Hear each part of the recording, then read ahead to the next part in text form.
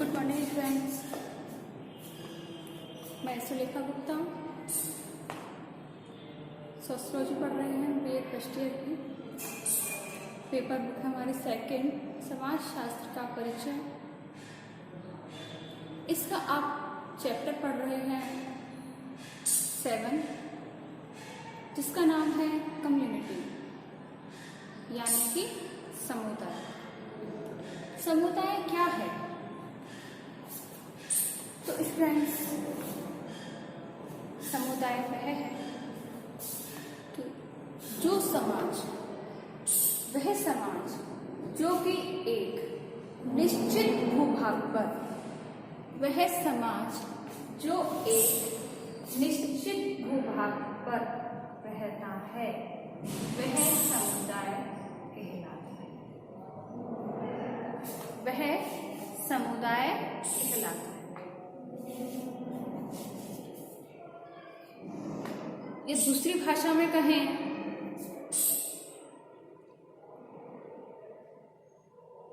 कि वह समुदाय जिसमें कि या वह समाज जिसमें कि हम की भावना पाई जाती है,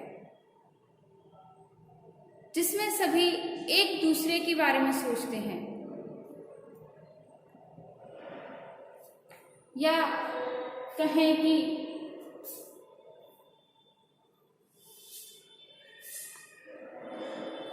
भूभाग का वह निश्चित भाग जिसमें कि मनुष्य एक साथ रहते हैं, साथ रहते हैं, उनमें हम की भावना पाई जाती है। वो एक दूसरे की आवश्यकताओं की पूर्ति करते हैं, एक दूसरे के सुख दुख में काम आते हैं। वह भूभाग या उस भूभाग में रहने वाले लोग समुदाय कहलाते हैं। समुदाय शब्द दो भावों से मिलकर बना है, कौम प्लस मुनिया।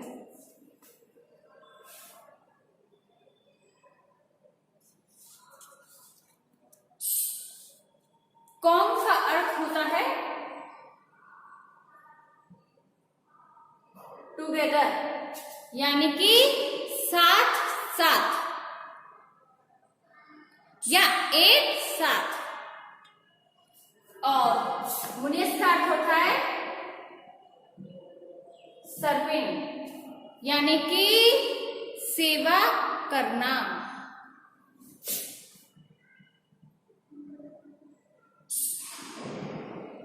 अब इनको मिलाकर देखें तो साथ साथ मिलकर सेवा करना।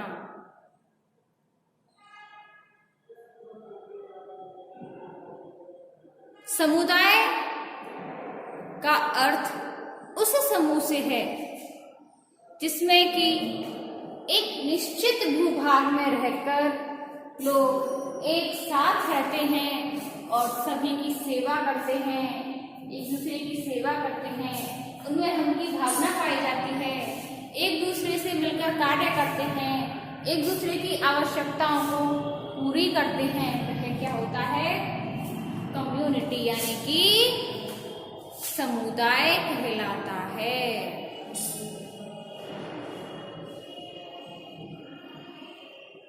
अब आते हैं हमारे समुदाय की कुछ परिभाषाएं, जैसे कि मेंजर कहता है या मेंजर के अनुसार समाज का वह भाग या समाज का वह हिस्सा जो कि एक निश्चित भूभाग में निवास करता है, समुदाय कहलाता है। दूसरी है हमारी किंग्सले डेविस के अनुसार।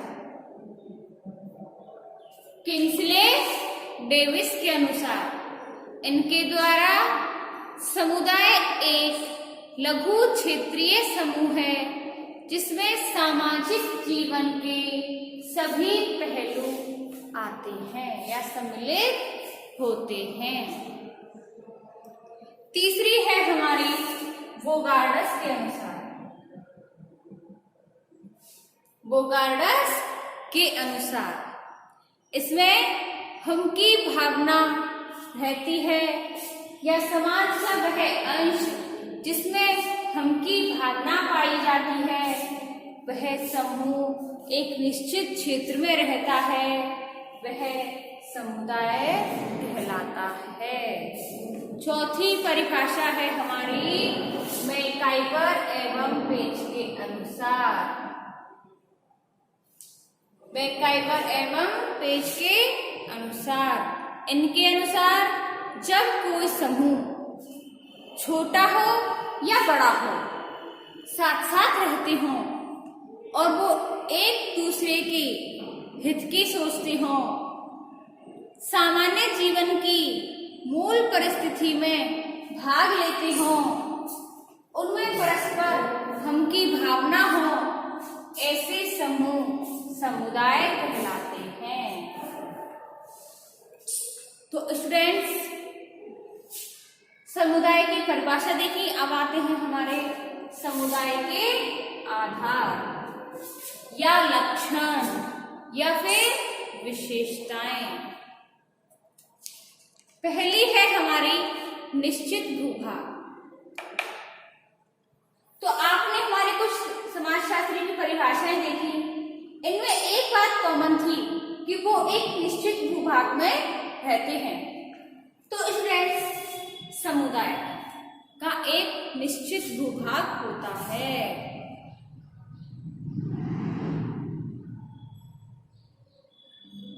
केवल घुमंतू जो समुदाय है उसका एक निश्चित भूभाग नहीं होता, उसको छोड़कर सभी समुदायों का एक निश्चित भूभाग होता है। यह एक निश्चित भौगोलिक क्षेत्र में निवास करते हैं और व्यक्तियों का जो एक स्थान होता है, उस एक स्थान पर रहने के कारण ही वह क्षेत्र समुदाय बन जाता है या समुदाय कहलाता है। दूसरा है हमारा विशिष्ट नाम।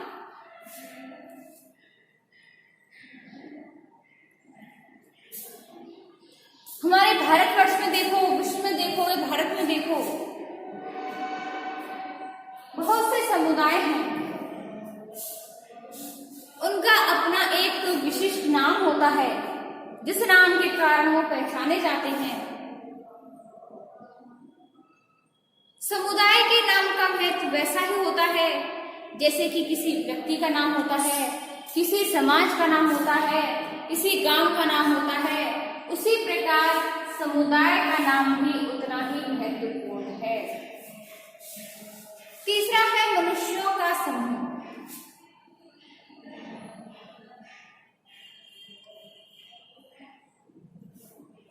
समुदाय व्यक्तियों का समूह है, वह एक निश्चित भूभाग में रहता है। इसे डेविस लघु क्षेत्रीय समूह भी कहते हैं और कोई भी समुदाय मनुष्यों के बिना नहीं रह सकता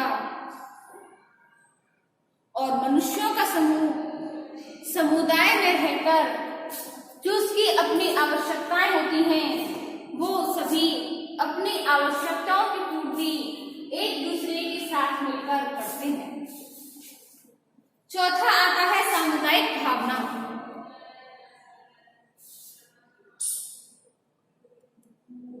तो इसमें जब व्यक्ति अपने स्वार्थ के लिए या दूसरी भाषा में कहें कि जब व्यक्ति समूह के लिए अपनी स्वार्थ भावना को त्याग देता है या कम कर देता है, तो उसमें हम की भावना आ जाती है, सामुदायिक भावना आ जाती है और वह कहलाती है सामुदायिक भावना। और जब व्यक्ति सामुदायिक जीवन व्यतीत करता है, सामुदायिक भावना अपने जीवन में लागू करता है, तो उसे हम की भावना भी कहते हैं। पांचवा आता है हमारा समानताओं का क्षेत्र। समानताओं का क्षेत्र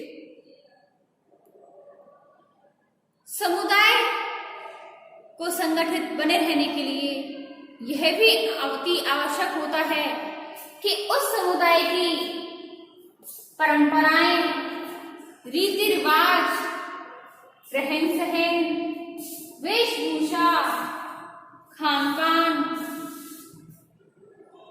आदि जो क्षेत्र हैं, उन सभी क्षेत्रों में या उन क्षेत्रों की जो समुदाय में समानता बनी रहे। छठवां है स्वतः जन्म। समुदाय की उत्पत्ति या विकास स्वतः ही होता है। जब स्त्री, पुरुष, लड़के, लड़की एक स्थान पर कुछ समय तक रहते हैं, जीवन यापन करते हैं, तो वह समुदाय का रूप ग्रहण कर लेता है। समुदाय में व्यक्ति जन्म लेता है और इसका सदस्य, उस समुदाय का सदस्य वह स्वतः ही बन जाता है। सातवां पॉइंट आता है हमारा सामान्य जीवन। सामान्य जीवन, व्यक्ति समुदाय में जन्म लेता है, बड़ा होता है, उसका लालन पालन होता है, उसकी शिक्षा होती है, विवाह होता है,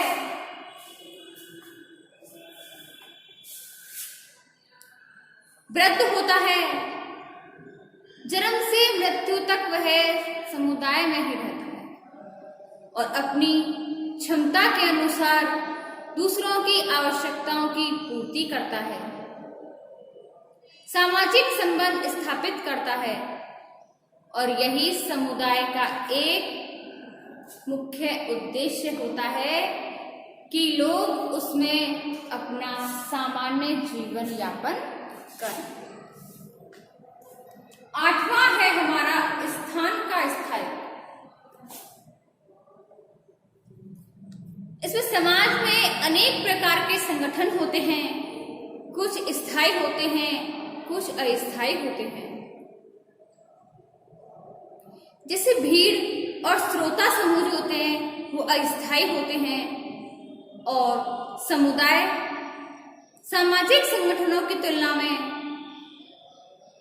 उस स्थान पर अधिक स्थायी होते हैं। जहां मानव एक बार बस जाए तो समुदाय में स्वतः ही विकसित होने के बाद वहां पर स्थायी संगठन बन जाता है। नौवां पॉइंट है हमारा आत्मनिर्भरता।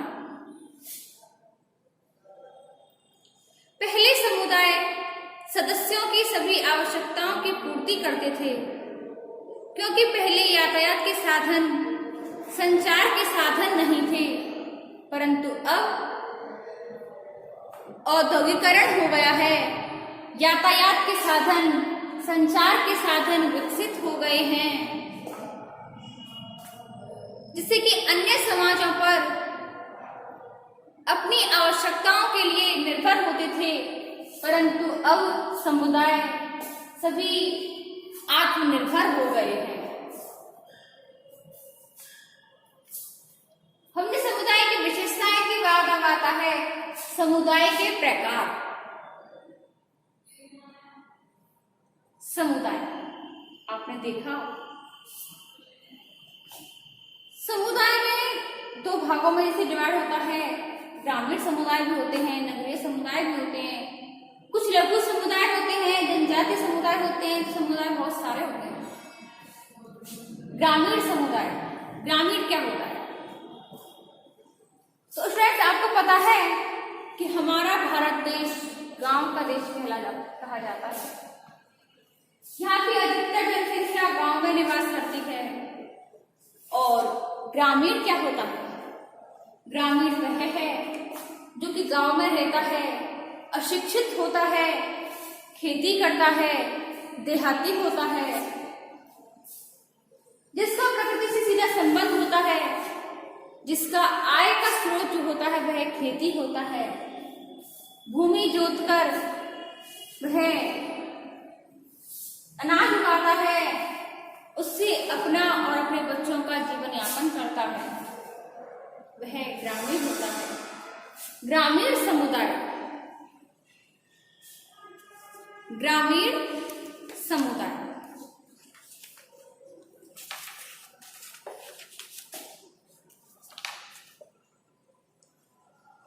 ग्रामीण समुदाय की कुछ विशेषता ऐसी कि गांव में कम जनसंख्या होती है, छोटा आकार होता है, जीवन यापन के लिए प्रकृति पर निर्भर होते हैं, उनका व्यवसाय कृषि होती है, आपस में संबंधों में जो घनिष्ठता होती है, प्रकृति से घनिष्ठ संबंध होता है, सरल और सादा जीवन होता है, धर्म प्रथा और रूढ़ियों का अधिक प्रभाव होता है, परिवार का अधिक महत्व होना, संयुक्त परिवार होना, सामुदायिक भावना होना, ये सभी ग्रामीण समुदाय के उदाहरण हैं। अब आता है नगरीय समुदाय क्या होता है।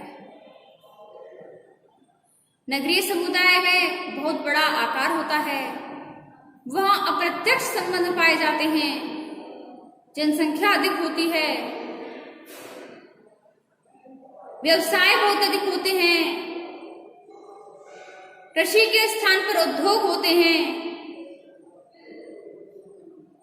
घर और परिवार का महत्व ग्रामीण समुदायों की अपेक्षा बहुत कम होता है, छोटे परिवार होते हैं,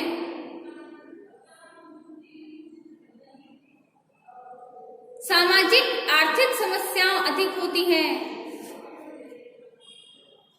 आदि, ये सभी नगरीय समुदाय के उदाहरण हैं। अब तीसरा पॉइंट आता है हमारा लघु समुदाय। लघु समुदायों का आकार बहुत छोटा होता है, इनकी विशिष्ट प्रकार की जीवन शैली होती है, जिसके आधार पर एक समुदाय को दूसरे से भिन्न रूप में पहचान सकते हैं। लघु समुदायों के जीवन एवं संस्कृति में समरूपता पाई जाती है। लघु समुदाय के लोग आत्मनिर्भर होते हैं, जिससे जन्म से लेकर मृत्यु तक की सारी आवश्यकताओं की पूर्ति हो जाती है। चौथा है हमारा जनजातीय समुदाय। जनजातीय समुदाय वह है जिनमें आदिवासी, आदिम जनजाति के लोग निवास करते हैं। ये जनजातीय समुदाय के लोग एक भाषा बोलते हैं, इनकी अपनी एक विशिष्ट संस्कृति होती है जो अपने समूह को दूसरे समूह से अलग करती है। जनजातीय समुदाय की अपनी आर्थिक एवं राजनीतिक स्वतंत्रता होती है। यह एक प्रकार का बंद समाज होता है। इसमें नातेदारी का महत्व बहुत अधिक होता है। इसमें धर्म और जादू को बहुत अधिक महत्व दिया जाता है। अब आता है हमारा अगला पॉइंट, समुदाय और समाज में अंतर।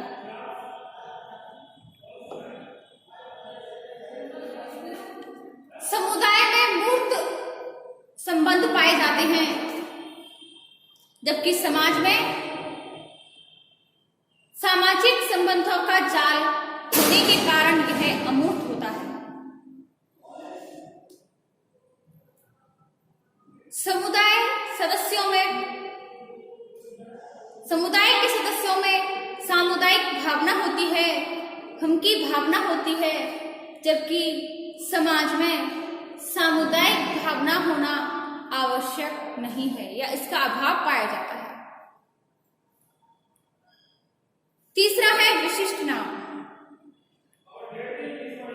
समुदाय का एक विशिष्ट नाम होता है और उसी विशिष्ट नाम के कारण समुदाय को हम पहचान सकते हैं।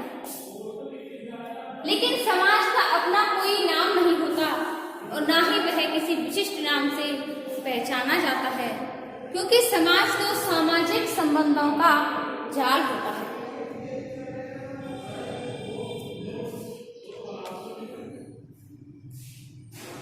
समुदाय समाज से छोटा होता है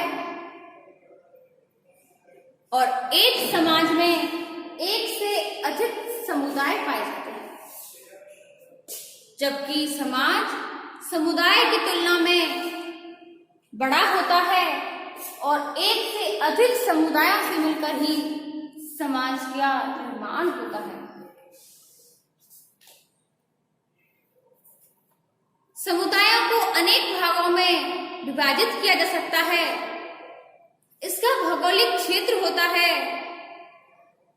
इसका अलग अलग तरीके से अध्ययन और विश्लेषण किया जा सकता है, जबकि समाज एक व्यवस्था है, एक संगठन है। इसको अलग अलग टुकड़ों में विभाजित नहीं कर सकते हैं, बल्कि इसका अध्ययन एक इकाई के रूप में ही कर सकते हैं। समुदाय का एक निश्चित भूभाग होता है। इसके भौगोलिक सीमाएं होती हैं, जबकि समाज का ना तो कोई निश्चित भूभाग होता है और ना ही कोई सीमाएं होती हैं। यह तो सामाजिक अंतःक्रियाओं की जटिल व्यवस्था है।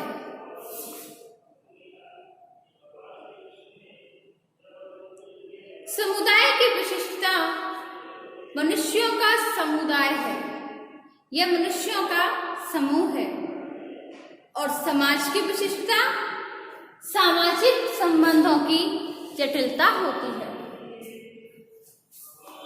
तो फ्रेंड्स, आज आपने समुदाय का अर्थ, इसकी परिभाषाएं देखी, समुदाय की विशेषताएं देखी, इसके आधार देखे, समुदाय के प्रकार देखे और समुदाय और समाज में अंतर स्पष्ट किया था। इसके आगे हम देखते हैं अपनी अगली वीडियो में। धन्यवाद।